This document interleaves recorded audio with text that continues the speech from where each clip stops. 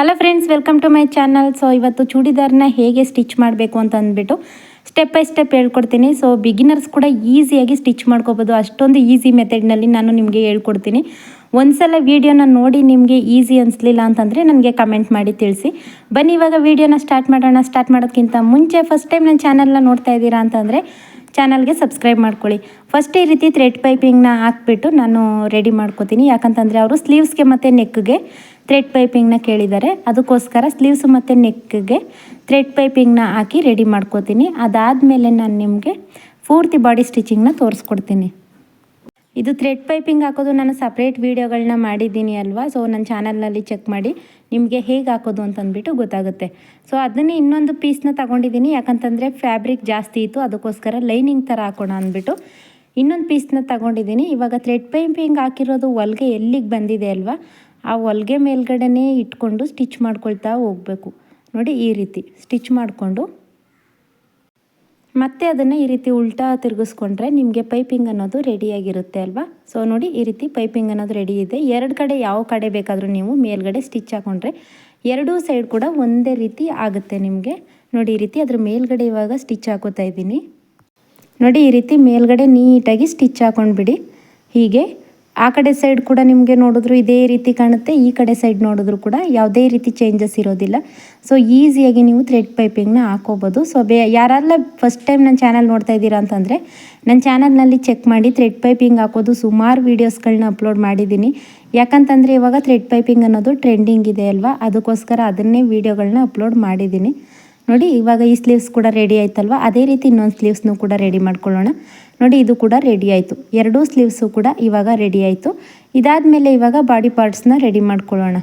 First ನಾವು ನೆಕ್ಗೆ thread piping ಹಾಕಿ ready ಮಾಡಿಕೊಂಡು ಅದಾದ ನಂತರ ನಾವು ಇದನ್ನು ಮೇನ್ ಫ್ಯಾಬ್ರಿಕ್ಗೆ ಅಟ್ಯಾಚ್ ಮಾಡ್ಕೋಬೇಕು. ಇವಾಗ ಈ ಶೇಪಲ್ಲಿ ಕಟ್ ಮಾಡ್ಕೊಂಡಿದ್ದೀವಿ ಅಲ್ವಾ, ಇದ್ರ ಮೇಲ್ಗಡೆ ಈ ರೀತಿ ಥ್ರೆಡ್ ಪೈಪಿಂಗ್ನ ಇಟ್ಟು ಸ್ಟಿಚ್ ಮಾಡ್ಕೊಳ್ಬೇಕು. ನೋಡಿ, ಈಗ ಪೈಪಿಂಗ್ ಎಲ್ಲಿದೆ ಅಲ್ಲಿಗೆ ಹೊಲಿಗೆ ಬರ್ತಾ ಹೋಗಬೇಕು. ಹೀಗೆ ಆ ಕಡೆ ಈ ಕಡೆ ಹೋಗಬಾರ್ದು. ಆ ಕಡೆ ಈ ಕಡೆ ಹೋಯ್ತು ಅಂತಂದರೆ ಅದು ನೀಟಾಗಿ ಬರೋದಿಲ್ಲ. ಕ್ರಾಸಲ್ಲಿ ಈ ರೀತಿ ತಿರುಗಿಸ್ಕೊಂಡು ನಾವು ಪೈಪಿಂಗ್ ಮಾಡ್ಕೋಬೋದು. ನಿಮಗೆ ಬೇಕು ಅಂದರೆ ಕಟಿಂಗ್ ಕೂಡ ಮಾಡ್ಕೋಬೋದು. ಯಾಕಂತಂದರೆ ಇದು ಡ್ರೆಸ್ ಅಲ್ವಾ, ಇದಕ್ಕೇನು ಕಟಿಂಗ್ ಮಾಡೋ ಅವಶ್ಯಕತೆ ಇರೋದಿಲ್ಲ. ಹಾಗೆಯೇ ತಿರುಗಿಸ್ಕೊಂಡೆ ನಾವು ಸ್ಟಿಚ್ನ ಮಾಡ್ಕೋಬೋದು. ನೋಡಿ, ಅದಕ್ಕೋಸ್ಕರ ಈ ರೀತಿ ನೀಟಾಗಿ ತಿರುಗಿಸ್ಕೊಳ್ಳಿ. ಅದು ಶೇಪ್ ಯಾವ ರೀತಿ ಇದೆ ಅದೇ ರೀತಿ ಟೆನ್ಷನ್ನ ಮೇಲಕ್ಕೆ ಎತ್ಕೊಂಡು ತಿರುಗಿಸ್ಕೊಂಡ್ರೆ ನಿಮಗೆ ಕರೆಕ್ಟಾಗಿ ಫ್ರಂಟಲ್ಲಿ ಶೇಪ್ ಅನ್ನೋದು ಅದೇ ರೀತಿ ಬರುತ್ತೆ. ಸೊ ಇದಿಷ್ಟು ಆಯ್ತಲ್ವ. ಇದಿಷ್ಟು ಆದಮೇಲೆ ಇದನ್ನು ಇವಾಗ ಲೈನಿಂಗ್ ಮೇನ್ ಫ್ಯಾಬ್ರಿಕ್ ಮೇಲ್ಗಡೆ ಡ್ರೆಸ್ ಪೀಸ್ ಮೇಲೆ ಇಟ್ಟು ಸ್ಟಿಚ್ ಮಾಡ್ಕೊಳ್ಬೇಕು. ಡ್ರೆಸ್ ಪೀಸ್ ಅನ್ನೋದನ್ನು ಸೀದಾ ಇಟ್ಕೊಳ್ಳಿ. ಇದನ್ನು ಇದ್ರ ಮೇಲ್ಗಡೆ ಉಲ್ಟಾ ಇಟ್ಕೊಳ್ಳಿ. ಉಲ್ಟಾ ಇಟ್ಕೊಂಡಾಗ ಅದು ಇನ್ವಿಸಿಬಲ್ ಆಗಿ ನಿಮಗೆ ಪೈಪಿಂಗ್ ಅನ್ನೋದು ರೆಡಿ ಆಗುತ್ತೆ. ಸೊ ನೋಡಿ, ಈ ರೀತಿ ನಾವು ಎಲ್ಲಿ ಹೊಲಿಗೆನ ಹಾಕಿರ್ತೀವಿ ಕರೆಕ್ಟಾಗಿ ಆ ಹೊಲಿಗೆ ಮೇಲೇ ಬರಬೇಕು. ಆ ರೀತಿ ಇಟ್ಕೊಂಡು ಸ್ಟಿಚ್ ಮಾಡ್ಕೊಳ್ಳಿ. ಹೊಲಿಗೆ ಸ್ವಲ್ಪನೂ ಕೂಡ ಆ ಕಡೆ ಈ ಕಡೆ ಹೋಗಬಾರ್ದು. ಆ ಕಡೆ ಈ ಕಡೆ ಹೋದರೆ ನಿಮಗೆ ಪೈಪಿಂಗ್ ಅನ್ನೋದು ನೀಟಾಗಿ ಬರೋದಿಲ್ಲ. ನೀವು ಯಾವ ರೀತಿ ಪೈಪಿಂಗ್ ಹಾಕಿರ್ತೀರ ಅದೇ ರೀತಿ ಬರಬೇಕು ಅಂತಂದರೆ ಕರೆಕ್ಟಾಗಿ ಹೊಲಿಗೆ ಮೇಲೇ ಹಾಕ್ಕೊಂಡು ಎಕ್ಸ್ಟ್ರಾ ಪೀಸ್ ಎಲ್ಲನೂ ಕೂಡ ಕಟ್ ಮಾಡ್ಕೊಂಡ್ಬಿಡಿ. ನೋಡಿ, ಈ ರೀತಿ ಎಕ್ಸ್ಟ್ರಾ ಪೀಸ್ಗಳನ್ನ ಕಟ್ ಮಾಡ್ಕೊಳ್ಬೇಕು. ಕಟ್ ಮಾಡ್ಕೊಂಡಾದಮೇಲೆ ಒಂದು ನಾಚ್ ಹಾಕ್ಕೊಳ್ಳಿ. ಅಲ್ಲಿ ನಮಗೆ ಶೇಪ್ ಎಲ್ಲೆಲ್ಲಿರುತ್ತೆ ಅಲ್ವಾ, ಅಲ್ಲಿಗೆಲ್ಲ ಒಂದೊಂದು ನಾಚ್ ಹಾಕ್ಕೊಳ್ಳಿ. ನೋಡಿ, ಇಲ್ಲಿಗೊಂದು, ಈ ಕಡೆ ಸೈಡ್ ಒಂದು, ಹಾಗೆಯೇ ಈ ಕಡೆ ಸೈಡ್ ಒಂದು. ನೀವು ಯಾವುದೇ ರೀತಿ ಶೇಪ್ ಕೊಟ್ಟರು ಅಷ್ಟೇ ಶೇಪ್ಗೆ ನೀವು ಒಂದು ಸ್ವಲ್ಪ ಕಟ್ ಮಾಡಿಕೊಂಡ್ರೆ ಅಲ್ಲಿ ನಿಮಗೆ ಶೇಪ್ ಅನ್ನೋದು ನೀಟಾಗಿ ಕೂರುತ್ತೆ. ಸೊ ಇವಾಗ ಶೇಪ್ ಹೇಗಿದೆ ಅಲ್ವಾ, ಅದೇ ರೀತಿ ನಾವು ಇನ್ನೊಂದು ಸ್ಟಿಚ್ನ ಹಾಕ್ಕೊಳ್ಬೇಕು. ಪೈಪಿಂಗ್ ಮೇಲ್ಗಡೆ ಸ್ಟಿಚ್ ಬರಬೇಕು. ಆ ರೀತಿ ಹಾಕ್ಕೊಳ್ಳಿ. ಎರಡೂ ಕಡೆ ಕೂಡ ನಿಮಗೆ ಅದೇ ರೀತಿ ಬಂತು. ಇದನ್ನು ಬೇಕು ಅಂದರೆ ಡಬಲ್ ಪೈಪಿಂಗ್ ಕೂಡ ಮಾಡ್ಕೋಬೋದು. ನಾನು ನೆಕ್ಸ್ಟ್ ವೀಡಿಯೋಗಳಲ್ಲಿ ಹೇಳ್ಕೊಡ್ತಾ ಹೋಗ್ತೀನಿ ಅದನ್ನು ಹೇಗೆ ಮಾಡೋದು ಅಂತಂದ್ಬಿಟ್ಟು. ಫಸ್ಟ್ ಇದನ್ನು ಈ ರೀತಿ ಮಾಡ್ಕೊಳ್ಳಿ. ಅವರು ಸಿಂಪಲ್ಲಾಗಿ ಒಂದು ಪೈಪಿಂಗ್ ಕೇಳಿದರು, ಅದಕ್ಕೋಸ್ಕರ ಬರೀ ಪೈಪಿಂಗ್ನ ಇಟ್ಟಿದ್ದೀನಿ. ಸೊ ಇದರಲ್ಲಿ ನಾವು ಇವಾಗ ಇದಿಷ್ಟನ್ನು ಕೂಡ ಸ್ಟಿಚ್ ಮಾಡ್ಕೊಂಡಾದಮೇಲೆ ಸೈಡಲ್ಲಿ ನಾವು ಕಟ್ ಮಾಡ್ಕೊಂಡಿರ್ತೀವಿ ಅಲ್ವಾ ಹಾರ್ಮಲ್ ಹತ್ರ, ಅದನ್ನು ಎರಡನ್ನೂ ಕೂಡ ಅಟ್ಯಾಚ್ ಮಾಡ್ಕೋಬೇಕು. ನಾನು ತೋರಿಸ್ತೀನಿ ಹೇಗೆ ಅಂತಂದ್ಬಿಟ್ಟು. ನೋಡಿ, ಇವಾಗ ರೆಡಿ ಆಯಿತು. ನೆಕ್ ಹತ್ರ ನೋಡಿ, ಇದಿಷ್ಟು ರೆಡಿ ಆಯ್ತಲ್ವ. ಇವಾಗ ಇಲ್ಲೂ ಕೂಡ ಅಷ್ಟೇ ಇದನ್ನು ಈ ರೀತಿ ಸೈಡ್ಗೆ ತಿರುಗಿಸ್ಕೋಬೇಕು. ತಿರುಗಿಸ್ಕೊಂಡು ಕರೆಕ್ಟಾಗಿ ಅದ್ರ ಮೇಲ್ಗಡೆನೇ ಹಾರ್ಮಲ್ ಹತ್ರ ಹೊಲಿಗೆ ಹಾಕ್ಕೊಳ್ಳಿ. ಆವಾಗ ಅದು ಸ್ಟಿಫಾಗಿ ಕೂರುತ್ತೆ. ಸ್ವಲ್ಪನೂ ಕೂಡ ಬಟ್ಟೆ ಆ ಕಡೆ ಈ ಕಡೆ ಹೋಗೋದಿಲ್ಲ, ನಿಮಗೆ ನೀಟಾಗಿ ಕೂತ್ಕೊಳ್ಳುತ್ತೆ. ಅಲ್ಲಿ ಎಕ್ಸ್ಟ್ರಾ ಇರೋವಂಥದ್ದನ್ನೆಲ್ಲ ಕಟಿಂಗ್ ಮಾಡಿ ತೆಗೆದುಬಿಡಿ. ಇದು ತುಂಬಾ ಸಾಫ್ಟ್ ಇರೋದ್ರಿಂದ ನಾನು ಲೈನಿಂಗ್ ಬಂದು ನಾನು ಕಾಟನ್ ಲೈನಿಂಗ್ ಹಾಕಿದ್ದೀನಿ. ನಿಮಗೇನಾದರೂ ಕಾಟನ್ ಲೈನಿಂಗ್ ಬೇಡ, ನಮಗೆ ಕಾಟನ್ ಲೈನಿಂಗ್ ಇಷ್ಟ ಇಲ್ಲ ಅನ್ನೋರು ಪಾಲಿಸ್ಟರ್ ಕೂಡ ಹಾಕೋಬೋದು. ಸೊ 36, 34 ಸೈಜ್ಗೆಲ್ಲ ನೀವು 1.25 ಸಾಕಾಗುತ್ತೆ. 40 ಸೈಜು 38 ಸೈಜ್ ಆದರೆ 1.5 ಮೀಟ್ರ್ ಲೈನಿಂಗ್ ತಗೊಳ್ಳಿ, ನಿಮಗೆ ಕರೆಕ್ಟಾಗಿ ಬರುತ್ತೆ. ಹಾಗೆಯೇ ದೊಡ್ಡ ಪನ್ನ ಸಿಗುತ್ತೆ, ಅದನ್ನು ತಗೊಳ್ಳಿ. ಚಿಕ್ಕ ಪನ್ನ ಆದರೆ ನಿಮಗೆ ಲೆಂತ್ ಸ್ವಲ್ಪ ಕಡಿಮೆ ಇರುತ್ತೆ, ಅದಕ್ಕೋಸ್ಕರ ನೋಡಿ. ಇವಾಗ ಒಂದು ಸೈಡು ಫ್ರಂಟಲ್ಲಿ ರೆಡಿ ಆಯಿತು, ಇಷ್ಟೇ. ಸೈಡಲ್ಲಿ ಏನು ಸ್ಟಿಚ್ ಮಾಡ್ಕೊಳ್ಳೋಂಥ ಅವಶ್ಯಕತೆ ಇರೋದಿಲ್ಲ, ನಾನು ಅಟ್ಯಾಚ್ ಮಾಡಿ ತೋರಿಸ್ತೀನಿ. ಈ ರೀತಿ ಆ ಕಡೆ ಈ ಕಡೆ ಸೈಡ್ ಏನು ಸ್ಟಿಚ್ ಮಾಡ್ತಾ ಇಲ್ಲ, ನಾನು ಸೈಡ್ ಫಿಟ್ಟಿಂಗ್ ಮಾಡುವಾಗ ನಿಮಗೆ ತೋರಿಸ್ಕೊಡ್ತೀನಿ. ಇವಾಗ ನೆಕ್ ರೆಡಿ ಮಾಡ್ಕೊಂಡ್ವಿ, ಹಾಗೆಯೇ ಸೈಡಲ್ಲಿ ಹೊಲಿಗೆ ಹಾಕ್ಕೊಂಡ್ವಿ, ಅಷ್ಟೇ. ಆ ಕಡೆ ಈ ಕಡೆ ಪೂರ್ತಿಯಾಗಿ ಹೊಲಿಗೆ ಹಾಕಬೇಕು, ಅದೆಲ್ಲ ಸುಮ್ಮನೆ ಟೈಮ್ ವೇಸ್ಟು. ಅದು ಹೆಂಗಿದ್ರು ಕಟ್ ಮಾಡಿ ತೆಗಿತೀವಿ ಅಲ್ವಾ, ಮತ್ತೆ ಯಾಕೆ ಹೊಲಿಗೆ ಹಾಕ್ಕೊಳ್ಳೋದು, ಅದಕ್ಕೇನು ಹಾಕುವಂಥ ಅವಶ್ಯಕತೆ ಇರೋದಿಲ್ಲ, ಅದಕ್ಕೇನು ಹೇಳಿದ್ದು. ಇದಾದಮೇಲೆ ಇವಾಗ ಬ್ಯಾಕ್ ಪಾರ್ಟ್ನು ಕೂಡ ಅದೇ ರೀತಿ ರೆಡಿ ಮಾಡ್ಕೋಬೇಕು. ನೋಡಿ, ಹೀಗೆ ನೀಟಾಗಿ ಇಟ್ಕೊಂಡು ನಿಮಗೆ ಬೇಕು ಅಂತಂದರೆ ಬ್ಯಾಕ್ ಪಾರ್ಟ್ಗೂ ಕೂಡ ಪೈಪಿಂಗ್ ಹಾಕ್ಕೊಳ್ಳಿ. ಸೊ ಇವ್ರೇನು ಹೇಳಿರಲಿಲ್ಲ, ಅದಕ್ಕೆ ನಾನು ಪೈಪಿಂಗ್ ಹಾಕಿಲ್ಲ. ಅವ್ರು ಹೇಳಿದ್ರೆ ಮಾತ್ರ ಹಾಕೋದು. ಯಾಕಂತಂದರೆ ನೋಡಿ, ನಾನು ಹೇಳಿಲ್ಲ ಅಂತಂದರೂ ಹಾಕ್ತಾರೆ ಅಂತಂದ್ಬಿಟ್ಟು ಕಸ್ಟಮರ್ಗೆ ಬೇಜಾರಾಗುತ್ತೆ ಅಲ್ವಾ. ಒಬ್ಬೊಬ್ಬರು ಖುಷಿ ಪಡ್ತಾರೆ ನೋಡಿ, ಹೇಳಿಲ್ಲ ಅಂದರೂ ಹಾಕಿದರೆ ಚೆನ್ನಾಗಿ ಕಾಣಿಸುತ್ತೆ ಅಂತ. ಒಬ್ಬೊಬ್ರು ಏನು ಅನ್ಕೋತಾರೆ ಅಂತಂದರೆ ಜಾಸ್ತಿ ಅಮೌಂಟ್ ಆಗಲಿ ಅಂದ್ಬಿಟ್ಟು ಪೈಪಿಂಗ್ ಹಾಕಿದ್ದಾರೆ ಅಂತ ಆ ರೀತಿ ತಿಳ್ಕೊತಾರೆ. ಅದಕ್ಕೋಸ್ಕರ ಏನು ಮಾಡಬೇಕು, ನಾವು ಯಾರೇ ಆದರೂ ಟೈಲರ್ಸ್ ಆದರೂ ಕೂಡ ಅವ್ರನ್ನ ಕೇಳಿಬಿಟ್ಟು ಒಂದು ಸಲ, ಅದಾದಮೇಲೆ ಎಲ್ಲನೂ ಕೂಡ ಹಾಕಿ. ಇವಾಗ ನಾವೇನೇ ಎಕ್ಸ್ಟ್ರಾ ರೆಡಿ ಮಾಡ್ತೀವಿ ಅಂದರೂ ಅವರು ನಾವು ಚೆನ್ನಾಗಿ ಕಾಣಿಸ್ಲಿ ಅಂತ ಮಾಡಿದ್ದಾರೆ ಅಂತ ಯಾವುದೇ ಕಾರಣಕ್ಕೂ ಯಾರೂ ಅಂದ್ಕೊಳ್ಳಲ್ಲ. ಅಮೌಂಟ್ ಜಾಸ್ತಿ ಸಿಕ್ಕಲಿ ಅಂತಲೇ ಹಾಕಿದ್ದಾರೆ ಅಂತಲೇ ತಿಳ್ಕೊತಾರೆ, ನೀವೇನು ಡಿಸೈನ್ ಹಾಕಿದ್ರು ಕೂಡ. ಸೊ ನಾನು ಆಲ್ಮೋಸ್ಟ್ ಅಲ್ಲಿ ಎಲ್ಲರೂ ಕೂಡ ನೋಡಿ ಸುಮಾರು ವರ್ಷದಿಂದ, ಅದಕ್ಕೋಸ್ಕರನೇ ನಿಮ್ಗೆ ಹೇಳ್ತಾ ಇದ್ದೀನಿ. ಫಸ್ಟ್ ಅವ್ರನ್ನ ಎಲ್ಲನೂ ಕೂಡ ಕೇಳ್ಕೊಳ್ಳಿ, ಯಾವ ಡಿಸೈನ್ ಬೇಕು, ಹೇಗೆ ಹಾಕಬೇಕು ಅಂತೆಲ್ಲ. ಅದಾದಮೇಲೆ ನೀವು ಹಾಕ್ಬೋದು. ಇದನ್ನು ಕೂಡ ಈ ರೀತಿ ರೌಂಡ್ ಶೇಪಾಗಿ ಸ್ಟಿಚಿಂಗ್ ಮಾಡ್ಕೊಂಡಾದಮೇಲೆ ಇಲ್ಲೂ ಕೂಡ ಅಷ್ಟೇ ಹಾರ್ಮಲ್ ಹತ್ರ ಒಂದು ಸ್ಟಿಚ್ ಹಾಕ್ಕೊಂಡ್ಬಿಡಿ ಸಾಕು. ಹೀಗೆ ಎಕ್ಸ್ಟ್ರಾ ಇರೋವಂಥದ್ದನ್ನೆಲ್ಲ ಈ ರೀತಿ ನೀಟಾಗಿ ಕಟಿಂಗ್ ಮಾಡಿ ತೆಗೆದುಬಿಡೋದು. ಈ ಕಡೆ ಸೈಡ್ ಕೂಡ ಅದೇ ರೀತಿ ಸ್ಟಿಚ್ ಮಾಡ್ಕೊಂಡ್ಬಿಡಿ. ಇದಿಷ್ಟು ಸ್ಟಿಚ್ ಆದಮೇಲೆ ಇವಾಗ ಭುಜನ ಅಟ್ಯಾಚ್ ಮಾಡ್ಕೋಬೇಕು. ಇಷ್ಟೇ ನೋಡಿ, ಈಸಿಯಾಗಿ ಸ್ಟಿಚ್ ಮಾಡಿಬಿಡ್ಬೋದು. ಒಂದು 20 ನಿಮಿಷದಲ್ಲೆಲ್ಲ ನಾವು ಡ್ರೆಸ್ನ ನಾವು ರೆಡಿ ಮಾಡ್ಕೋಬೋದು, ನಮ್ಗೆ ಹೇಗೆ ಬೇಕು ಆ ರೀತಿ. ಇದನ್ನು ಈಗ ಸ್ಟ್ರೈಟ್ ಇಟ್ಕೊಳ್ಳಿ. ಇದನ್ನು ಇದ್ರ ಮೇಲ್ಗಡೆ ಉಲ್ಟಾ ಇಟ್ಟು ಭುಜನ ಒಂದು ಅರ್ಧ ಇಂಚಷ್ಟು ಭುಜನ ಅಟ್ಯಾಚ್ ಮಾಡ್ಕೊಳ್ಳಿ. ಸೊ ನೋಡಿ, ಹೀಗೆ ಡಬಲ್ ಸ್ಟಿಚ್ ಹಾಕೋತಾ ಇದ್ದೀನಿ. ಎರಡೂ ಸೈಡ್ ಕೂಡ ಇದೇ ರೀತಿ ಭುಜನ ಅಟ್ಯಾಚ್ ಮಾಡ್ಕೊಂಡ್ಬಿಡಿ. ಸೊ ಸೈಡಲ್ಲಿ ಒಂದು ಸ್ವಲ್ಪ ಇರುತ್ತೆ ಅಲ್ವಾ, ಅದು ಒಳಗಡೆಗೆ ಈ ರೀತಿ ಫೋಲ್ಡ್ ಮಾಡಿ ಸ್ಟಿಚ್ ಮಾಡ್ಕೊಳ್ಳಿ. ವೇರ್ ಮಾಡಿದಾಗ ಅದು ನೆಕ್ ಹತ್ರ ಈಚೆ ಬರೋದಿಲ್ಲ, ಅದಕ್ಕೋಸ್ಕರ ಅದನ್ನು ಆ ರೀತಿ ಸ್ಟಿಚ್ ಮಾಡ್ಕೋಬೇಕು ಅಷ್ಟೇ. ವೇರ್ ಮಾಡಿದಾಗ ಈಚೆ ಬರಬಾರ್ದು ಹೊಲಿಗೆ ಅಂತಂದ್ಬಿಟ್ಟು ಅದನ್ನು ಹಾಗೆ ಸ್ಟಿಚ್ ಮಾಡ್ಕೊಳ್ಬೇಕು. ಈ ಕಡೆ ಸೈಡ್ ಕೂಡ ಅಷ್ಟೇ ರಫ್ ಮಾಡ್ಕೊಳ್ಳಿ. ಫಸ್ಟು ಎರಡೂ ಸೈಡ್ ಕೂಡ ಈ ರೀತಿ ರಫ್ ಮಾಡ್ಕೊಂಡು ಸ್ಟಿಚ್ ಮಾಡ್ಕೊಳ್ಳಿ. ಸೊ ಇದಾಯ್ತಲ್ವ. ಇದಾದಮೇಲೆ ಇಲ್ಲೂ ಕೂಡ ಅಷ್ಟೇ ಸ್ವಲ್ಪ ಬಟ್ಟೆನ, ಒಂದು 1/4 ಇಂಚಷ್ಟು ಬಟ್ಟೆನ ಒಳಗಡೆ ಈ ರೀತಿ ಫೋಲ್ಡ್ ಮಾಡಿಕೊಂಡು ಅಲ್ಲಿ ಒಂದು ಸ್ಟಿಚ್ನ ಹಾಕೋತಾ ಇದ್ದೀನಿ, ಈ ರೀತಿ ರಫ್ ಮಾಡಿಕೊಂಡು. ಇದರಿಂದ ನೆಕ್ ಹತ್ರ ಬಟ್ಟೆ ಈಚೆಗೆ ಬರೋದಿಲ್ಲ ಅಂತ ಅಷ್ಟೇ. ಸೊ ಫಸ್ಟ್ ಸ್ಲೀವ್ಸ್ ಕರೆಕ್ಟ್ ಇದೆಯಾ ಇಲ್ವಾ ಅಂತಂದ್ಬಿಟ್ಟು ಒಂದು ಸಲ ಚೆಕ್ ಮಾಡ್ಕೊಳ್ಳಿ. ಯಾಕಂತಂದರೆ ನಾನು ಕಟಿಂಗ್ ಮಾಡುವಾಗ 1 ಇಂಚಷ್ಟು ಎಕ್ಸ್ಟ್ರಾ ಕಟ್ ಮಾಡಿದ್ದೆ ಅಲ್ವಾ. ಸ್ಲೀವ್ಸ್ ಏನಾದರೂ ಉದ್ದ ಆಯಿತು ಅಂತಂದರೆ ಕಸ್ಟಮರ್ಗೆ ಇಷ್ಟ ಆಗೋದಿಲ್ಲ. ಒಬ್ಬೊಬ್ಬರು ಸ್ಲೀವ್ಸ್ನ ತುಂಬಾ ಚಿಕ್ಕದಾಗಿ ಹಾಕೋತಾರೆ. ಅದಕ್ಕೋಸ್ಕರ ಯಾವುದಕ್ಕೂ ಇರಲಿ ಅಂದ್ಬಿಟ್ಟು ಒಂದು ಸಲ ಚೆಕ್ ಮಾಡಿಕೊಂಡು ಎಕ್ಸ್ಟ್ರಾ ಇರೋವಂಥದ್ದನ್ನೆಲ್ಲ ಕಟಿಂಗ್ ಮಾಡಿ ತೆಗೆದುಬಿಟ್ಟೆ. ನೋಡಿ, ಇವಾಗ ಈ ರೀತಿ ರೆಡಿ ಮಾಡ್ಕೊಳ್ಳಿ. ಅರ್ಧ ಇಂಚಷ್ಟು ಬಿಟ್ಟು ಇಲ್ಲೂ ಕೂಡ ಅಷ್ಟೇ ಕೆಳಗಡೆ ಡೌನಿಂಗ್ ಕೂಡ ಅಷ್ಟೇ ನೋಡಿಕೊಂಡು ಮಾರ್ಕ್ ಮಾಡಿಕೊಂಡು, ಹಿಂಗೆ ನೋಡಿ ಒಂದು ಸ್ವಲ್ಪ ಎಕ್ಸ್ಟ್ರಾ ಇದೆ ಅಲ್ವಾ, ಅದನ್ನು ಕಟಿಂಗ್ ಮಾಡಿ ತೆಗೆದುಬಿಡೋಣ. ಕಟಿಂಗ್ ಮಾಡಿ ತೆಗೆದಾದಮೇಲೆ ಒಂದು ನಾಚ್ ಹಾಕ್ಕೊಳ್ಳಿ. ಫ್ರಂಟ್ ಶೇಪ್ ತಗೊಂಡು ನಾವು ಜಾಯಿಂಟ್ ಮಾಡಿಕೊಂಡ್ರೆ ಆಯಿತು. ನೋಡಿ, ಈ ರೀತಿ ಎಕ್ಸ್ಟ್ರಾ ಸೈಡಲ್ಲಿ ಒಂದು ಸ್ವಲ್ಪ ಕಟ್ ಮಾಡಿಕೊಂಡ್ರೆ ಫ್ರಂಟ್ ಶೇಪ್ ಅನ್ನೋದು ರೆಡಿ ಆಗುತ್ತೆ. ಅದನ್ನು ಈ ರೀತಿ ಅಟ್ಯಾಚ್ ಮಾಡ್ಕೊಳ್ಳಿ. ಎರಡೂ ಸೈಡ್ ಕೂಡ ಇದೇ ರೀತಿ ಸ್ಲೀವ್ಸ್ನ ಅಟ್ಯಾಚ್ ಮಾಡ್ಕೋಬೇಕು. ಆಲ್ಮೋಸ್ಟ್ ಅಲ್ಲಿ ನಾನು ಸ್ಲೀವ್ಸ್ ಅಟ್ಯಾಚ್ ಮಾಡೋದು ಬ್ಲೌಸಲ್ಲೆಲ್ಲ ತೋರಿಸಿದ್ದೀನಿ ಅಲ್ವಾ, ಅದೇ ರೀತಿ ಭುಜದ ಮಧ್ಯದಿಂದ ಈ ಕಡೆ ಸೈಡ್ದು ಈ ಕಡೆಗೆ ಅಟ್ಯಾಚ್ ಮಾಡಿ, ಹಾಗೆಯೇ ಈ ಕಡೆ ಸೈಡ್ದು ಈ ಕಡೆಗೆ ಅಟ್ಯಾಚ್ ಮಾಡಿ. ಆವಾಗ ನಿಮಗೆ ಸೈಡ್ ಫಿಟ್ಟಿಂಗ್ ಮಾಡಿದಾಗ ನಾವು ಕರೆಕ್ಟಾಗಿ ಮಾಡ್ಕೋಬೋದು. ಸೊ ನೋಡಿ, ಈ ರೀತಿ ಇವಾಗ ಇದಕ್ಕೂ ಕೂಡ ಡಬಲ್ ಸ್ಟಿಚ್ ಹಾಕ್ಕೊಳ್ಳಿ. ಡಬಲ್ ಸ್ಟಿಚ್ ಹಾಕ್ಕೊಂಡಾದಮೇಲೆ ಇನ್ನೊಂದು ಸ್ಲೀವ್ಸ್ನು ಕೂಡ ಅದೇ ರೀತಿ ರೆಡಿ ಮಾಡ್ಕೋಬೇಕು. ಎರಡೂ ಸ್ಲೀವ್ಸ್ನು ಕೂಡ ರೆಡಿ ಮಾಡ್ಕೊಂಡಾದಮೇಲೆ ಸೈಡ್ ಫಿಟ್ಟಿಂಗ್ ಮಾಡೋದು ಅಷ್ಟೇ. ಸೊ ಜಾಸ್ತಿ ಎಲ್ರಿಗೂ ಕೂಡ ಸೈಡ್ ಫಿಟ್ಟಿಂಗ್ ಮಾಡೋದು ಹಾಗೆ ಸೈಡಲ್ಲಿ ಡಾಟ್ ಹಿಡಿಯೋದು, ಅದೆರಡೇ ಕನ್ಫ್ಯೂಸ್ ಇರುತ್ತೆ. ಅದಕ್ಕೋಸ್ಕರ ಇವತ್ತು ನಿಧಾನಕ್ಕೆ ಅದನ್ನು ಹೇಳ್ಕೊಡ್ತೀನಿ, ಓಕೆನಾ. ಇದಿಷ್ಟು ಆಲ್ಮೋಸ್ಟ್ ಆಲ್ ಎಲ್ಲರೂ ಕೂಡ ಸ್ಟಿಚ್ ಮಾಡ್ತಾರೆ. ಮೇಯ್ನ್ ಇರೋವಂಥದ್ದೇ ಡಾಟ್ ಹಿಡಿಯೋದು, ಹಾಗೆಯೇ ಸೈಡ್ ಫಿಟ್ಟಿಂಗ್ ಮಾಡೋದು. ಸೊ ಇದು 2 ಸ್ಲೀವ್ಸ್ನೂ ಕೂಡ ರೆಡಿ ಮಾಡ್ಕೊಂಡಾಯಿತು. 2 ಸ್ಲೀವ್ಸ್ನ ರೆಡಿ ಮಾಡ್ಕೊಂಡ್ಮೇಲೆ ಇವಾಗ ನೀಟಾಗಿ ಇಟ್ಕೊಂಡು ಸೈಡ್ ಫಿಟ್ಟಿಂಗ್ಗೆ ಫಸ್ಟು ಮಾರ್ಕ್ ಮಾಡಿ ತೋರಿಸ್ತೀನಿ. ಅದಾದಮೇಲೆ ನಾವು ಸೈಡ್ ಫಿಟ್ಟಿಂಗ್ನ ಮಾಡ್ಕೋಬೋದು. ಹೇಗೆ ಅಂತ ಅಂದ್ಬಿಟ್ಟು ಇದನ್ನು ನಿಧಾನವಾಗಿ ತೋರಿಸ್ತೀನಿ ನೋಡಿ, ಹೇಗೆ ನಾವು ಸೈಡ್ ಫಿಟ್ಟಿಂಗ್ಗೆ ಮಾರ್ಕ್ ಮಾಡ್ಕೋಬೇಕು ಅಂತ. ಫಸ್ಟ್ ಈ ರೀತಿ ಭುಜದಿಂದ ನೀಟಾಗಿ ಇಟ್ಕೊಂಡು ಸ್ಲೀವ್ಸ್ ಹತ್ರ ಒಂದು ಪಿನ್ ಹಾಕ್ಕೊಂಡ್ಬಿಡಿ. ಈ ರೀತಿ ಗುಂಡು ಪಿನ್ ಆದರೂ ಹಾಕ್ಕೊಳ್ಳಿ, ನಿಮಗೆ ಮನೆಯಲ್ಲಿ ಗುಂಡು ಪಿನ್ ಇಲ್ಲ ಅಂತಂದರೆ ಸೇಫ್ಟಿ ಪಿನ್ ಬರುತ್ತೆ ಅಲ್ವಾ, ಅದನ್ನಾದರೂ ಹಾಕೋಬೋದು. ಇಲ್ಲಾಂತಂದರೆ ಎರಡೂ ಸೇರಿಸಿ ಹೊಲಿಗೆ ಕೂಡ ಹಾಕೋಬೋದು. ಸುಮ್ಮನೆ ಹೊಲಿಗೆ ಹಾಕ್ತಾ ಟೈಮ್ ವೇಸ್ಟ್ ಮಾಡೋದು ಯಾಕೆ, ಗುಂಡು ಪಿನ್ಗಳನ್ನೇ ಹಾಕ್ಕೊಂಡ್ಬಿಡಿ. ನೋಡಿ ಈ ಕಡೆ ಸೈಡ್ ಹಾಕ್ಕೊಂಡೆ ಅಲ್ವಾ, ಅದೇ ರೀತಿ ಈ ಕಡೆ ಸೈಡ್ ಕೂಡ ಭುಜದ ಮಧ್ಯದಿಂದ ಈ ರೀತಿ ನೀಟಾಗಿ ಸ್ಲೀವ್ಸ್ ಹತ್ರ ಇಟ್ಕೊಳ್ಳಿ. ಇಟ್ಕೊಂಡು ಅಲ್ಲಿಗೂ ಕೂಡ ಒಂದು ಪಿನ್ನನ್ನು ಹಾಕ್ಕೊಳ್ಬೇಕು. ಅದಾದ ನಂತರ ಸೈಡಲ್ಲಿರೋವಂಥ ಬಟ್ಟೆನೂ ಅಷ್ಟೇ ಸ್ವಲ್ಪನೂ ಕೂಡ ಆ ಕಡೆ ಈ ಕಡೆ ಹೋಗಬಾರ್ದು. ಎಕ್ಸ್ಟ್ರಾ ಇರೋವಂಥದ್ದನ್ನೆಲ್ಲ ನಾವು ಕಟಿಂಗ್ ಮಾಡಿ ತೆಗಿಬೋದು. ಈ ರೀತಿ ನೀಟಾಗಿ ಇಟ್ಕೊಂಡು ಆ ಕಡೆ ಈ ಕಡೆ ಸೈಡ್ ಕೂಡ ನಾವು ಪಿನ್ನಗಳನ್ನ ಹಾಕ್ಕೊಂಡು ಬಿಡಬೇಕು. ಆವಾಗ ನಿಮಗೆ ಪರ್ಫೆಕ್ಟಾಗಿ ಸೈಡ್ ಫಿಟ್ಟಿಂಗ್ ಮಾರ್ಕ್ ಮಾಡೋದಕ್ಕೆ ಈಸಿ ಆಗುತ್ತೆ.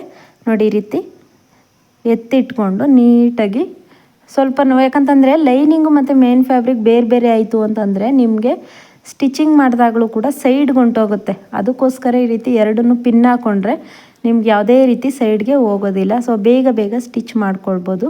ನೋಡಿ ಈ ರೀತಿ ಗುಂಡು ಪಿನ್ ಸಿಗುತ್ತೆ, ಒಂದು 10 ರೂಪಾಯಿ ಅಷ್ಟೇ, ಜಾಸ್ತಿ ಏನು ಅಮೌಂಟ್ ಇಲ್ಲ. ಮಾಮೂಲಿ ಲೈನಿಂಗ್ ಅಂಗಡಿಗಳಲ್ಲಿ ನಿಮಗೆ ಸಿಗುತ್ತೆ. ಇದಾದಮೇಲೆ ಏನು ಮಾಡಬೇಕು ಅಂತಂದರೆ ನೆಕ್ಕದ ಮಧ್ಯಕ್ಕೆ ಒಂದು ಗೀಟ್ ಹಾಕ್ಕೊಂಡ್ಬಿಡಿ. ಆವಾಗ ನಿಮಗೆ ಎರಡೂ ಸೈಡ್ ಕೂಡ ಒಂದೇ ರೀತಿ ಫಿಟ್ಟಿಂಗ್ನ, ಬಿಗಿನರ್ಸು ಒಂದೇ ರೀತಿ ಫಿಟ್ಟಿಂಗ್ನ ಮಾರ್ಕ್ ಮಾಡ್ಕೋಬೋದು. ನೆಕ್ ಮಧ್ಯಕ್ಕೆ ನಾನು ಹಾಕ್ಕೊಂಡೆ ಅಲ್ವಾ, ಆ ರೀತಿ ಹಾಕ್ಕೊಳ್ಳಿ. ಇದಾದಮೇಲೆ ಸ್ಲೀವ್ಸ್ದು ಈ ಕಡೆ ಸ್ಲೀವ್ಸ್ದು ಈ ಕಡೆಗೇ ಮಾರ್ಕ್ ಮಾಡ್ಕೊಳ್ಳಿ. ಕರೆಕ್ಟಾಗಿ ಸ್ಲೀವ್ಸ್ದು ಮುಂಭಾಗನ ಇಟ್ಕೊಂಡು ಎರಡೂ ಸೈಡ್ ಕೂಡ ಈ ಕಡೆ ಸ್ಲೀವ್ಸ್ದು ಈ ಕಡೆಗೇ ಮಾರ್ಕ್ ಮಾಡ್ಕೊಳ್ಳಿ. ಹಾಗೆಯೇ ಈ ಕಡೆ ಸ್ಲೀವ್ಸ್ದು ಈ ಕಡೆಗೇ ಮಾರ್ಕ್ ಮಾಡ್ಕೊಳ್ಳಿ. ಹೀಗೆ ನಾನು ವಿಡಿಯೋದಲ್ಲಿ ತೋರಿಸ್ತಾ ಇದ್ದೀನಿ ಅಲ್ವಾ, ಈ ರೀತಿ ಮಾರ್ಕ್ ಮಾಡ್ಕೊಳ್ಳಿ. ಮಾರ್ಕ್ ಮಾಡ್ಕೊಂಡಾದಮೇಲೆ ಹಾಗೆಯೇ ಆರ್ಮೋಲ್ ಕೂಡ ಮಾರ್ಕ್ ಮಾಡ್ಕೋಬೇಕು. ನೋಡಿ ಭುಜದಿಂದ ಫಸ್ಟ್ ಡಾಟ್ ಇರುತ್ತೆ ಅಲ್ವಾ, ಅಲ್ಲಿವರೆಗೂ ಕೂಡ ನಾನು ಮಾರ್ಕ್ ಮಾಡಿ ತೋರಿಸ್ತಾ ಇದ್ದೀನಿ. ನೋಡಿ ಅಲ್ಲಿವರೆಗೂ ಕೂಡ ಈ ರೀತಿ ಟೈಟಾಗಿ ಎಳೆದಿಟ್ಕೊಂಡು ಮಾರ್ಕ್ ಮಾಡ್ಕೊಳ್ಳಿ. ಸೊ ಅವರು ಸ್ವಲ್ಪ ಲೂಸ್ ಮಾಡೋಕ್ಕೆ ಹೇಳಿದ್ದಾರೆ, ಇದು ಸ್ವಲ್ಪ ಟೈಟು, ಆರ್ಮಲ್ ಹತ್ರ ಸ್ವಲ್ಪ ಲೂಸ್ ಮಾಡಿ ಅಂದಿದ್ದಾರೆ. ಅದಕ್ಕೋಸ್ಕರ ನಾನು ಇವಾಗ ಫಸ್ಟ್ ಇದ್ರ ಅಳತೆಗೆ ಮಾರ್ಕ್ ಮಾಡಿಬಿಡ್ತೀನಿ. ಅದಾದಮೇಲೆ ಆರ್ಮಲ್ ಹತ್ರ ಸ್ವಲ್ಪ ಲೂಸ್ ಮಾಡಿ ನಿಮಗೆ ತೋರಿಸ್ತೀನಿ. ಇದಾದಮೇಲೆ ಟೇಪ್ನ ಅಳತೆನ ತಗೋಬೇಕು. ಟೇಪಿಂದ ನೀವು ಅಳತೆನ ತಗೊಂಡು ಕೂಡ ಮಾರ್ಕ್ ಮಾಡ್ಕೋಬೋದು. ಇಲ್ಲ ಅಳತೆ ಬ್ಲೌಸ್ ಇಟ್ಟು ಮಾರ್ಕ್ ಮಾಡ್ತೀರಾ ಅಂದರೆ ಮಾಡ್ಬೋದು, ಬಟ್ ನಾನು ಟೇಪಿಂದ ತೋರಿಸ್ತೀನಿ. ಕೆಳಗಡೆ ಸೈಡು ನಿಮಗೆ ಸೈಡ್ ಡಾಟ್ ಇರುತ್ತೆ ಅಲ್ವಾ, ನೋಡಿ ಈ ರೀತಿ ಅಲ್ಲಿವರೆಗೂ ಕೂಡ ಎಷ್ಟಿದೆ ಅನ್ನೋದನ್ನು ನೋಡಿಕೊಂಡು ಅಲ್ಲಿಗೆ ಒಂದು ಮಾರ್ಕ್ ಮಾಡ್ಕೊಳ್ಳಿ. ಈ ಕಡೆ ಸೈಡ್ ಕೂಡ ಅದೇ ಅಳತೆಗೆ ಒಂದು ಮಾರ್ಕ್ ಮಾಡ್ಕೊಂಡು ಇಲ್ಲಿ ನಿಮಗೆ ಎದೆ ಸುತ್ತಳತೆ ಮತ್ತು ಸೊಂಟದ ಸುತ್ತಳತೆ ಎರಡೂ ಮಾರ್ಕ್ ಮಾಡ್ಕೋತು ಅಂತಂದರೆ ಸೈಡ್ ಫಿಟ್ಟಿಂಗ್ ರೆಡಿ ಆಗುತ್ತೆ. ಸೊ ಅದನ್ನು ನೀವು ಡಾಟ್ಗಳನ್ನ ಎರಡು ಕಡೆ ಡಾಟ್ನ ಚೂಡಿದಾರದ್ದು ಸೈಡ್ ಡಾಟ್ ಬರುತ್ತೆ ಅಲ್ವಾ, ಅದನ್ನೇ ಇಟ್ಕೋಬೋದು. ಇದಾದಮೇಲೆ ನೋಡಿ ಆರ್ಮಲಿಂದ ಆರ್ಮಲ್ವರೆಗೂ ಕೂಡ ಎಷ್ಟಿದೆ ಅನ್ನೋದನ್ನು ಈ ರೀತಿ ನೋಡ್ಕೊಳ್ಳಿ. ಈ ರೀತಿ ನೋಡಿಕೊಂಡು ಅದನ್ನು ಮಧ್ಯಭಾಗಕ್ಕೆ ತಗೊಳ್ಳಿ. ಇವಾಗ ಇದು 40 ಇಂಚ್ ಇತ್ತು ಅಂತಂದರೆ ಈ ಕಡೆ ಸೈಡ್ 10 ಇಂಚ್ಗೆ ಮಾರ್ಕ್ ಮಾಡ್ಕೊಳ್ಳಿ. ಹಾಗೆಯೇ ಈ ಕಡೆ ಸೈಡ್ 10 ಇಂಚ್ಗೆ ಮಾರ್ಕ್ ಮಾಡ್ಕೋಬೇಕು. ಹೀಗೆ ಆವಾಗ ನಿಮಗೆ ಎರಡೂ ಸೈಡ್ ಕೂಡ ಒಂದೇ ಸಮನಾಗಿ ಬರುತ್ತೆ. ಇದಾದಮೇಲೆ ಸೊಂಟದ ಸುತ್ತಳತೆಯನ್ನು ಕೂಡ ತಗೊಳ್ಳಿ. ಅದನ್ನು ಕೂಡ ಅಷ್ಟೇ, ಸೊಂಟದ ಸುತ್ತಳತೆ ಒಂದು 30 ಇತ್ತು ಅಂತಂದರೆ ಈ ಕಡೆ ಸೈಡ್ 15 ತಗೊಳ್ಳಿ, ಈ ಕಡೆ ಸೈಡ್ 15 ತಗೊಳ್ಳಿ. ಆವಾಗ ನಿಮಗೆ ಪರ್ಫೆಕ್ಟಾಗಿ ಅಳತೆ ಅನ್ನೋದು ಸಿಗುತ್ತೆ. ಸೊ ನೋಡಿ ಈ ರೀತಿ ಮಧ್ಯಕ್ಕೆ ಫೋಲ್ಡಿಂಗ್ ಮಾಡ್ಕೊಳ್ಳಿ. ಫೋಲ್ಡಿಂಗ್ ಮಾಡಿಕೊಂಡು ಎಷ್ಟು ಬಂತು ಅಷ್ಟಕ್ಕೇ ಈ ರೀತಿ ತಗೊಳ್ಳಿ. ಸೊ ಗೊತ್ತಾಯ್ತಲ್ವ ಈಸಿಯಾಗಿ ಸೈಡ್ ಫಿಟ್ಟಿಂಗ್ ಮಾರ್ಕ್ ಮಾಡೋದು. ಹಾಗೆಯೇ ಸ್ವಲ್ಪ ಕೆಳಗಡೆ ಬಂದರೆ ನಿಮಗೆ ಡಾಟ್ ಇರುತ್ತೆ, ಸೈಡ್ ಡಾಟ್ ಇರುತ್ತೆ ಅಲ್ವಾ, ಅಲ್ಲಿಂದ ಈ ರೀತಿ ಸೈಡ್ ಓಪನ್ ಇರುತ್ತೆ ನೋಡಿ, ಓಪನ್ ಸೈಡಲ್ಲಿ ಆ ಸೈಡ್ ಓಪನ್ ಹತ್ರನೂ ಕೂಡ ಅದು ಎಷ್ಟಿದೆ ಅಷ್ಟಕ್ಕೇ ಈ ಕಡೆ ಸೈಡ್ ಕೂಡ ಅದೇ ರೀತಿ ಮಾರ್ಕ್ ಮಾಡ್ಕೊಳ್ಳಿ. ಈ ಕಡೆ ಸೈಡ್ ಕೂಡ ಅದೇ ರೀತಿ ಮಾರ್ಕ್ ಮಾಡ್ಕೊಳ್ಳಿ. ಅದನ್ನು ಮಾರ್ಕ್ ಮಾಡ್ಕೊಂಡಿರೋದನ್ನು ಜಾಯಿಂಟ್ ಮಾಡ್ಕೊಳ್ಳಿ. ಜಾಯಿಂಟ್ ಮಾಡ್ಕೊಂಡಾದಮೇಲೆ ನೋಡಿ ಹೀಗೆ ಜಾಯಿಂಟ್ ಮಾಡ್ಕೊಳ್ಳಿ. ಒಬ್ಬೊಬ್ಬರಿಗೆ ಶೇಪ್ ಬರುತ್ತೆ, ಒಬ್ಬೊಬ್ಬರಿಗೆ ಶೇಪ್ ಬರೋದಿಲ್ಲ. ಸೊ ತಲೆ ಕೆಡಿಸ್ಕೊಬೇಡಿ, ಅವ್ರ ಬಾಡಿ ಫಿಟ್ಟಿಂಗ್ ಯಾವ ರೀತಿ ಇರುತ್ತೆ ಆ ರೀತಿ ಅದು ಬರುತ್ತೆ. ಇದಿಷ್ಟು ಆದಮೇಲೆ ಇವಾಗ ಅದನ್ನು ಕರೆಕ್ಟಾಗಿ ನಾವು ಎಲ್ಲಿ ಮಾರ್ಕ್ ಮಾಡ್ಕೊಂಡಿದ್ದೀವಿ ಅಲ್ವಾ, ಅದ್ರ ನೇರಕ್ಕೇ ಈ ರೀತಿ ಫಸ್ಟು ರಫ್ ಸ್ಟಿಚ್ ಹಾಕ್ಕೊಂಡ್ಬಿಡಿ. ರಫ್ ಸ್ಟಿಚ್ ಹಾಕ್ಕೊಂಡು ಅಲ್ಲಿವರೆಗೂ ಕೂಡ ಬರಬೇಕು. ಸ್ಟ್ರೈಟ್ ಬಂದು ಅಲ್ಲಿ ರಫ್ ಮಾಡ್ಕೊಳ್ಳಿ. ಸೊ ಸೈಡಿಗೆ ಬಂದುಬಿಡಬೇಡಿ, ಯಾಕಂತಂದರೆ ನಾವು ಸೈಡ್ ಓಪನ್ ಇರುತ್ತಲ್ವ ಅದನ್ನು ಕೂಡ ಸ್ಟಿಚ್ ಮಾಡಬೇಕು. ಸೈಡಿಗೆ ಬರಬೇಡಿ, ಅಲ್ಲೇ ರಫ್ ಮಾಡಬೇಡಿ ಅಷ್ಟೇ. ನಾವು ಮಾರ್ಕ್ ಮಾಡ್ಕೊಂಡಿರೋವರೆಗೂ ಹೋಗಬೇಕು, ಅಲ್ಲೇ ರಫ್ ಮಾಡಬೇಕು. ನೋಡಿ ಈ ರೀತಿ. ಅದಕ್ಕೇ ಡಬಲ್ ಸ್ಟಿಚ್ ಹಾಕೋತಾ ಇದ್ದೀನಿ. ಡಬಲ್ ಸ್ಟಿಚ್ ಹಾಕೊಂಡು ಮತ್ತೆ ಅಲ್ಲೇ ರಫ್ ಮಾಡಿಕೊಂಡೆ. ಮತ್ತೆ ಅಲ್ಲಿ ರಫ್ ಮಾಡಿಕೊಂಡು ಈ ಕಡೆ ಸೈಡ್ ಕೂಡ ಅದೇ ರೀತಿ ಮಾರ್ಕ್ ಮಾಡ್ಕೋಬೇಕು. ಅದಕ್ಕೆ ಬೇಕು ಅಂತಂದರೆ ಇನ್ನೂ ಒಂದೊಂದು ಎಕ್ಸ್ಟ್ರಾ ಹೊಲಿಗೆ ಕೂಡ 1 ಅಥವಾ 2, ಯಾಕಂತಂದರೆ ಸ್ವಲ್ಪ ದಪ್ಪ ಆದರೂ ಸ್ವಲ್ಪ ಟೈಟ್ ಆದರೂ ಅದನ್ನು ಬಿಚ್ಕೋಬೇಕು. ಆ ರೀತಿ ಇನ್ನೊಂದು ಸ್ವಲ್ಪ ಎಕ್ಸ್ಟ್ರಾ ಹೊಲಿಗೆನ ಹಾಕ್ಕೊಳ್ಳಿ. ಇಲ್ಲೂ ಕೂಡ ಅಷ್ಟೇ ನೋಡಿ, ಫಸ್ಟು ರಫ್ ಮಾಡಿಕೊಂಡೆ. ರಫ್ ಮಾಡ್ಕೊಂಡಾದಮೇಲೆ ನಾವು ಎಲ್ಲಿ ಮಾರ್ಕ್ ಮಾಡ್ಕೊಂಡಿದ್ವಿ ಅಲ್ವಾ, ಅದೇ ಅಳತೆಗೆ ಈ ರೀತಿ ಜಾಯಿಂಟ್ ಮಾಡ್ಕೊಳ್ತಾ ಹೋಗಬೇಕು. ನೋಡಿ ಹೀಗೆ ಮತ್ತೆ ಈ ರೀತಿ ರಫ್ ಮಾಡ್ಕೋಬೇಕು. ಇನ್ನೊಂದು ಹೊಲಿಗೆನೂ ಕೂಡ ಅದ್ರ ಮೇಲ್ಗಡೆನೇ ಸ್ಟಿಚ್ ಮಾಡ್ಕೊಳ್ತಾ ಇದ್ದೀನಿ. ಸೊ ನೋಡಿ ಈ ರೀತಿ ಸ್ಟಿಚ್ ಮಾಡ್ಕೊಳ್ಳೋದು. ಇವಾಗ ಅದಕ್ಕೆ ಇನ್ನೊಂದೊಂದು ಹೊಲಿಗೆನೂ ಕೂಡ ನಾನು ಆ್ಯಡ್ ಮಾಡ್ಕೋತೀನಿ, ಯಾಕಂತಂದರೆ ಸ್ವಲ್ಪ ಟೈಟು ಲೂಸ್ ಆದರೆ ಬಿಚ್ಕೊಳ್ಳೋದಕ್ಕೆ ಇರಲಿ ಅಂದ್ಬಿಟ್ಟು. ನೋಡಿ ಈ ರೀತಿ ರಫ್ ಮಾಡಿಕೊಂಡು ಇಲ್ಲೂ ಕೂಡ ರಫ್ ಮಾಡಿಕೊಂಡೆ. ಇನ್ನೊಂದು ಹೊಲಿಗೆ ಆಯಿತು. ಸೈಡು ಒಂದು ಸಮ್ನ ಕಟ್ ಮಾಡಿಬಿಟ್ಟು ಸೈಡು ಓವರ್ಲಾಕ್ ಮಾಡಬೇಡಿ. ಓವರ್ಲಾಕ್ ಮಿಷಿನ್ ಇತ್ತು ಅಂತಂದರೆ ಮಾಡಿ, ಇಲ್ಲ ಅಂತಂದರೆ ಏನು ಮಾಡೋದಕ್ಕಾಗೋದಿಲ್ಲ. ಸೊ ನಾನು ಓವರ್ಲಾಕ್ ಮಾಡ್ತೀನಿ, ಯಾಕಂತಂದರೆ ಫಿನಿಶಿಂಗ್ ನೀಟಾಗಿ ಕಾಣಿಸುತ್ತೆ, ಅದಕ್ಕೋಸ್ಕರ. ಇದಾದಮೇಲೆ ಸೈಡ್ ನಾವು ಓಪನ್ ಇರುತ್ತೆ ಅಲ್ವಾ, ಅದನ್ನು ಹೇಗೆ ಸೇರಿಸೋದು ಅಂತ ತೋರಿಸ್ತೀನಿ ನೋಡಿ. ಎಕ್ಸ್ಟ್ರಾ ಇರೋವಂಥ ಪೀಸನ್ನು ಎರಡೂ ಈ ರೀತಿ ನೀಟಾಗಿ ಇಟ್ಕೊಂಡು ಎಕ್ಸ್ಟ್ರಾ ಇರೋವಂಥ ಪೀಸನ್ನೆಲ್ಲ ಕಟಿಂಗ್ ಮಾಡ್ಕೋಬೇಕು. ಕಟಿಂಗ್ ಮಾಡ್ಕೊಂಡಾದಮೇಲೆ ಇವಾಗ ಇದೇನೇ ಎಲ್ರಿಗೂ ಕನ್ಫ್ಯೂಸ್ ಇರೋದು ನೋಡಿ, ಈ ರೀತಿ ಫೋಲ್ಡಿಂಗ್ ಮಾಡ್ಕೋಬೇಕು. ಇಲ್ಲಿಗೆ ಬೇಕು ಅಂತಂದರೆ ಒಂದು ಪಿನ್ ಹಾಕೊಂಡ್ಬಿಡಿ, ಆವಾಗ ನಿಮಗೆ ಈಸಿ ಆಗುತ್ತೆ. ಬಟ್ಟೆ ಆ ಕಡೆ ಈ ಕಡೆ ಹೋಗೋದಿಲ್ಲ. ನಿಮಗೆ ಸೈಡು ಈ ರೀತಿ ಹಿಡಿಯೋದಕ್ಕೂ ಕೂಡ, ಓಪನ್ ಸೈಡ್ ಹಿಡಿಯೋದಕ್ಕೂ ಕೂಡ ಕರೆಕ್ಟ್ ಆಗುತ್ತೆ. ನೋಡಿ ಹೀಗೆ ನೀಟಾಗಿ ಇಟ್ಕೊಳ್ಳಿ. ನೀಟಾಗಿ ಇಟ್ಕೊಂಡು ಅದನ್ನು ಈ ರೀತಿ ಫೋಲ್ಡಿಂಗ್ ಮಾಡ್ಕೊಳ್ಳಿ. ಫೋಲ್ಡಿಂಗ್ ಮಾಡ್ತು ಅಂತಂದರೆ ನಿಮಗೆ ಕರೆಕ್ಟಾಗಿ ಬರುತ್ತೆ. ನೋಡಿ ಹೀಗೆ ಹೀಗೆ ಫೋಲ್ಡಿಂಗ್ ಮಾಡ್ಕೋಬೇಕು.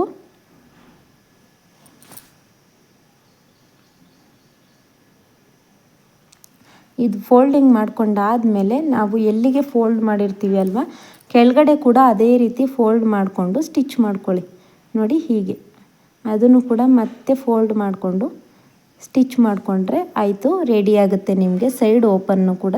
ಇದಕ್ಕೆ ಬೇಕು ಅಂತಂದರೆ ಡಬಲ್ ಸ್ಟಿಚ್ ಕೂಡ ಹಾಕೋಬೋದು, ಇಲ್ಲ ಅಂತಂದರೆ ನೀವು ಈ ರೀತಿ ಸಿಂಗಲ್ ಆಗು ಕೂಡ ಸ್ಟಿಚ್ನ ಹಾಕೋಬೋದು. ನಿಮಗೆ ಹೇಗೆ ಸರಿ ಅನಿಸುತ್ತೆ ಆ ರೀತಿ ಹಾಕ್ಕೊಳ್ಳಿ.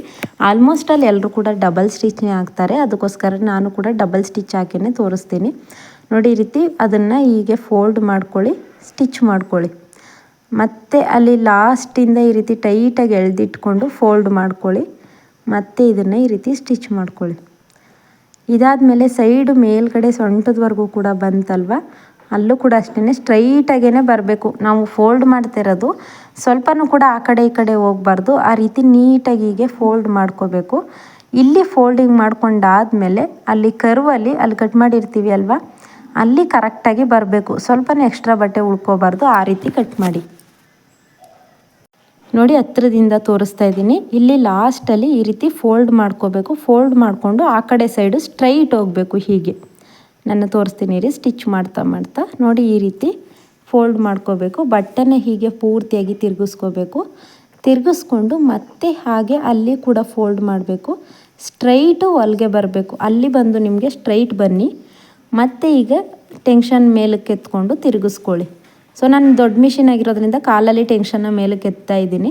ನೀವು ಚಿಕ್ಕ ಮಿಷಿನ್ ಆಯಿತು ಅಂತಂದರೆ ಈ ರೀತಿ ಸೈಡಲ್ಲಿ ಕೊಟ್ಟಿರ್ತಾರೆ ಅಲ್ವಾ, ಅಲ್ಲೇ ಟೆನ್ಷನ್ ಮೇಲಕ್ಕೆ ಎತ್ಕೊಂಡು ತಿರುಗಿಸ್ಕೊಳ್ಳಿ. ಮತ್ತು ಅದನ್ನು ಈ ರೀತಿ ನೀಟಾಗಿ ಫೋಲ್ಡ್ ಮಾಡಿಕೊಂಡು ಇದನ್ನು ಹೇಗೆ ಈ ಕಡೆ ಸೈಡ್ ಹೇಗೆ ಸ್ಟಿಚ್ ಮಾಡಿದ್ವಿ ಅಲ್ವಾ, ಅದೇ ರೀತಿ ಇದನ್ನು ಕೂಡ ಸ್ಟಿಚ್ ಮಾಡ್ಕೊಳ್ಳೋದು. ಸೊ ಇಲ್ಲೇ ಸುಮಾರು ಜನಕ್ಕೆ ಕನ್ಫ್ಯೂಸ್ ಇತ್ತು, ಅದಕ್ಕೋಸ್ಕರ ನಿಧಾನಕ್ಕೆ ನಾನು ತೋರಿಸ್ಕೊಟ್ಟೆ. ಇದು ಗೊತ್ತಾಯಿತು ಅಲ್ವಾ.